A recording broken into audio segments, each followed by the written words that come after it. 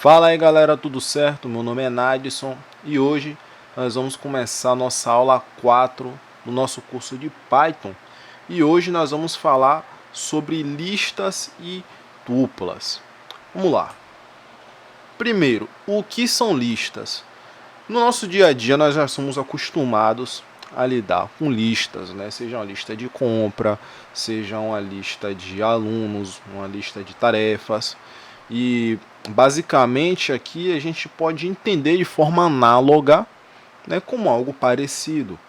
Eu prefiro imaginar listas, né, assim como na aula 1, onde nós falamos de variáveis, eu prefiro imaginar listas como se fosse uma caixa e dentro dessa caixa eu guardo várias coisas dentro. A gente vai entender isso no exemplo aqui quando a gente for. Mas vamos para a definição. Listas são variáveis que armazenam diversos valores. Valores estes que são acessados pelos seus índices. E aqui eu tenho uma representação, né? Você vai colocar o nome, né, da lista que você quer e a posição, né, entre colchetes. Isso daqui é muito interessante, que nós já vimos em aulas passadas quando nós lidamos com índice e fatiamento, tal. É basicamente a mesma ideia aqui. Então, para você definir uma lista, né, você vai utilizar os colchetes. E aqui eu tenho 3 exemplozinhos, tá? O que nós podemos armazenar dentro da lista?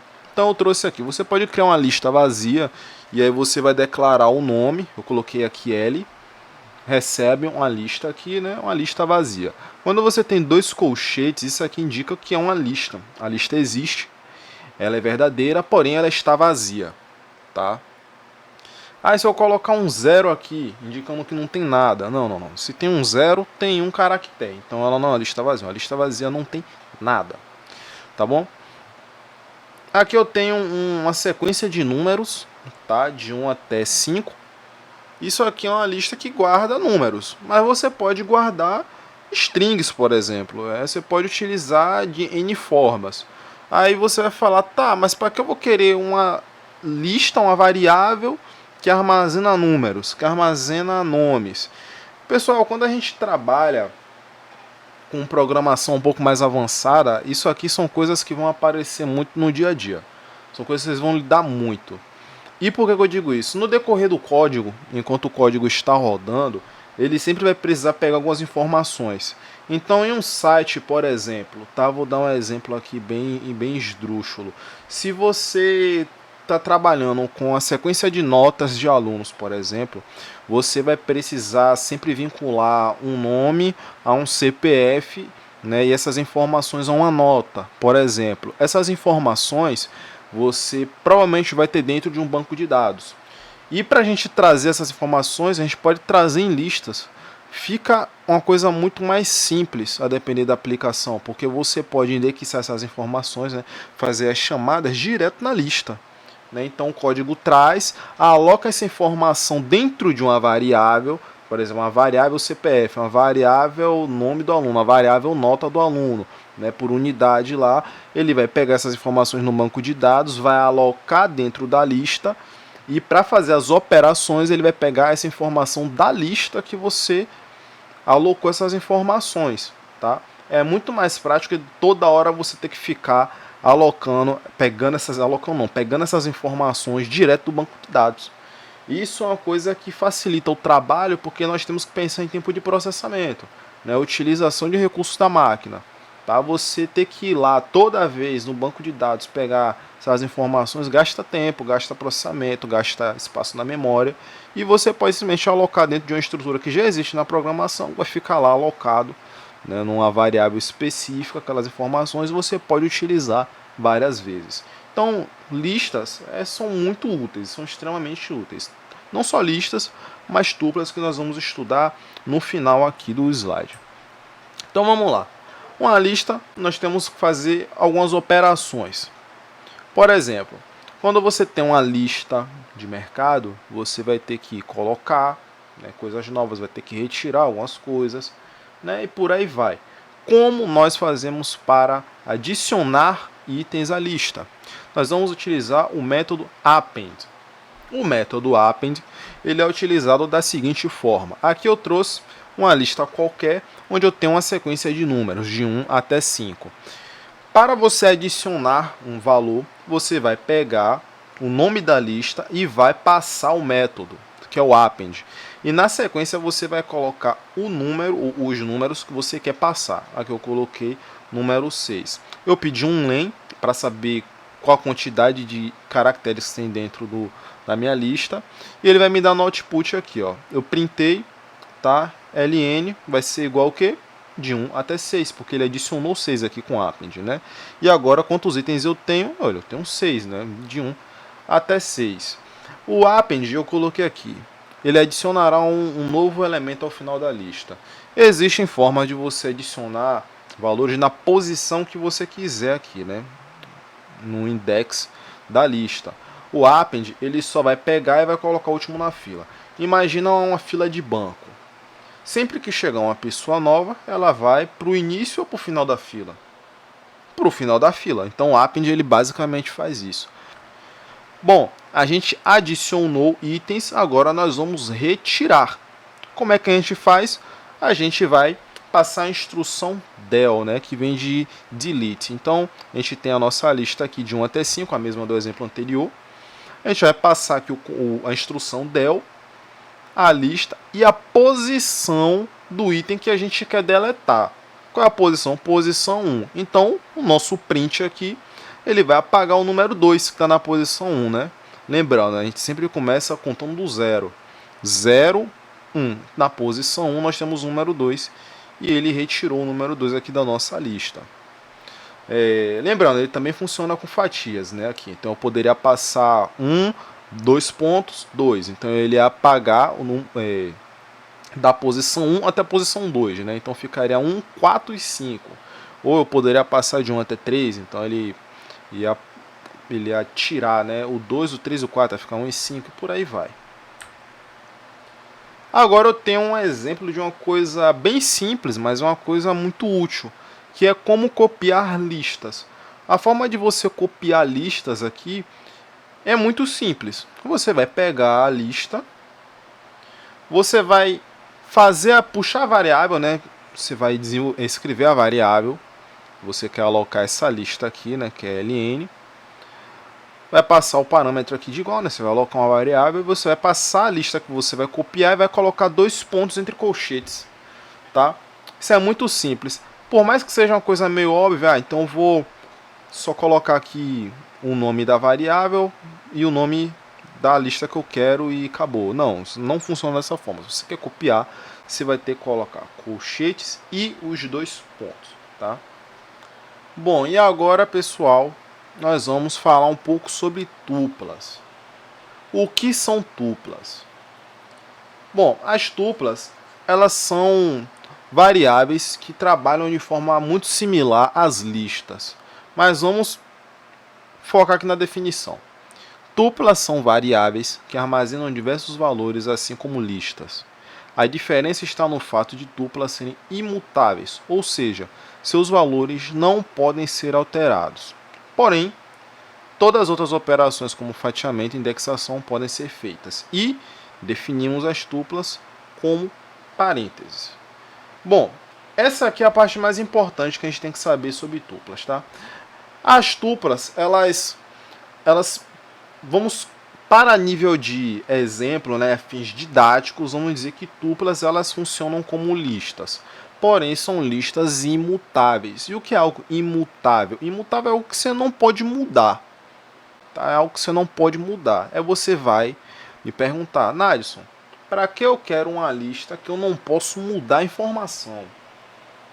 E eu vou dizer para vocês, gente, as tuplas elas têm um papel muito importante para fazer algumas coisas muito específicas no código. Vou dar um exemplo muito simples, tá? Se eu quero um nome e uma senha para você poder acessar alguma parte, né, de uma aplicação, eu tenho que garantir que essa informação não vai mudar, porque essa informação vai chegar, vai ser alocada e aquela informação pronto. Se eu coloco em lista, eu posso mudar, eu estou dando a opção daquela informação poder mudar no decorrer enquanto o código está rodando, tá? E login e senha são informações que não podem mudar, é coisa de segurança, tá? Então tuplas são utilizadas, né, para incrementar a segurança de alguns sistemas, né, pelo fato delas serem imutáveis. É claro, estou dando um exemplo super simples, tá? Outra coisa também, enquanto um código está rodando, tem algumas informações que elas vão ser usadas por aquele padrão e pronto, tá? Seja, por exemplo, alguma informação específica de um banco de dados, tá? Que no decorrer do código você sempre vai estar pegando essa informação. Se você declarar uma lista, ele vai abrir a possibilidade de poder mudar aquela informação, tá? Se você coloca tupla, não. E algumas informações elas são definidas por padrão como tuplas, tá? Eu vou trazer aqui alguns exemplos. Vamos lá. Primeiro, para você declarar uma tupla diferente das listas, aqui nós vamos utilizar parênteses. Então, se eu passei aqui, né, tupla, né, de números aqui, só que com parênteses, né, de 1 até 5 aqui, tá? É assim que a gente define. Outra forma que nós temos é sem os parênteses. Então, nós vamos declarar uma tupla, só que sem parênteses. Então, quando você coloca uma sequência de números aqui, tá, separados por vírgula, ele vai entender, ou seja, o Python, o interpretador, vai entender que isso é uma tupla. Né, são números, né, é um conjunto de informações, né, uma variável que aloca um conjunto de informações que não podem mudar, são imutáveis. Tá? E um exemplo que a gente tem aqui muito bom é que eu declarei duas variáveis, e são variáveis, né, que elas levam, né, são respectivas. Né? Então, eu tenho a variável A e B, que recebem o valor 1 e 2, e são respectivos. Então, a variável A recebe o valor 1 e a variável B recebe o valor 2. Isso é uma coisa que com listas a gente não pode fazer. E isso ajuda muito em alguns códigos. Facilita na escrita, na legibilidade. Além do mais, em algumas utilizações, quando você tem muitos programadores trabalhando, quando você define uma tupla, já fica subentendido que aquelas informações, né, elas são padrões, elas não podem mudar. Então ajuda com que outras pessoas que vão trabalhar em cima desse código, elas não mexam naquelas informações. Agora, quando eu falo de imutável, para trazer uma clareza na informação, não é que esses valores, uma vez alocados, vão ficar lá para sempre, para eternidade no código. Não. Isso aqui, quando são imutáveis, é a nível de código enquanto ele está rodando. Então, enquanto o código está rodando linha por linha, você não pode alterar essas informações. Você não pode colocar um append no meio, né? Um append e alocar algum valor aqui nessa lista. Você não pode. Ou fazer um delete, ou deletar alguma informação. Você não pode. Lógico, se você tiver acesso ao código fonte, você pode ir lá no código e apagar, mexer aqui, colocar o valor que você quiser. Mas enquanto o código está rodando, você não pode usar operações no código, tá, que vão adicionar valores dentro de uma tupla. Existem formas de você fazer uma tupla, entre aspas, ela ser maleável, né, aceitar valores. Você pode, por exemplo, tanto em lista quanto em tuplas, né, você pode armazenar N valores. Dentro de uma lista, você pode armazenar outras listas. Dentro de uma tupla, você pode armazenar uma lista. Em uma lista, você tem a questão da mutabilidade. Você pode mudar as informações de uma lista, né, como a gente já estudou. Então, se você alocar uma lista dentro de uma tupla, você pode mexer nas informações da lista, tá, que está dentro da tupla, mas não as informações da tupla. Certo? Então, agora nós vamos para a parte prática, para a gente aprender um pouquinho a mexer com isso. Beleza? Agora a gente já está na nossa tela do PyCharm e vamos começar a brincar um pouquinho aqui com as listas e ver algumas possibilidades, né? Ver como a gente pode brincar com o que a gente aprendeu nas aulas passadas. Então, primeiro, eu vou colocar aqui uma lista numérica, tá? Lista N aqui. E vou passar alguns valores, pessoal, beleza? Por exemplo, 1, 2, 3, 4 e 5. Exemplo que a gente tinha. Uma coisa que a gente pode fazer aqui é pegar esses valores, né? Pegar essas informações. Então, vamos aqui, eu quero na lista N, eu quero que você me traga o valor da posição 1. Então a gente bota para rodar ali, ó, o valor 2. E aqui você pode colocar o valor que você quiser. Opa, não, aqui eu saí do range, tá? Um 3 aqui. Então ele vai trazer os valores aqui. Você pode trazer, pessoal, também as informações um range, tá, específico. Então, da posição 1 até a posição 3, eu tenho um 3, tá? Uma coisa que a gente pode fazer também aqui, que eu não falei, tá? É colocar listas dentro de listas. Isso aqui é uma coisa bem complexa. Eu vou colocar aqui Sandra, tá? E Jorge, tá? Então o que foi que eu fiz aqui? Isso aqui é uma lista onde eu coloquei uma outra lista dentro da lista, né? Se eu colocar aqui na posição 0, vamos ver o que acontece. Olha, ele vai me dar uma lista ali, Sandra e Jorge, né? Legal. Mas é uma lista dentro de uma lista, então a gente pode acessar a lista que está dentro da lista, não é? Como a gente faz isso? A gente vai declarar aqui de novo, ó. Olha, isso aqui é um index, tá? Vai puxar a posição dentro da lista, tá? Então eu vou abrir um outro colchetes aqui e vou passar uma posição, tá? 0, 0. Então ele vai me dar a informação Sandra, né? 0, que é na posição 0 da lista principal, e na posição 0 da lista que nós estamos trabalhando, tá? Isso aqui é uma informação importante. A gente vai utilizar isso aqui muitas vezes, tá bom? Agora eu vou tirar isso aqui e vou mostrar algumas coisinhas para vocês aqui também que é legal. Vou trazer aqui lista N2 e vou trazer alguns outros valores aqui. Por exemplo, eu fui até 5, então 6. Pronto. Nós podemos operar os valores direto da lista.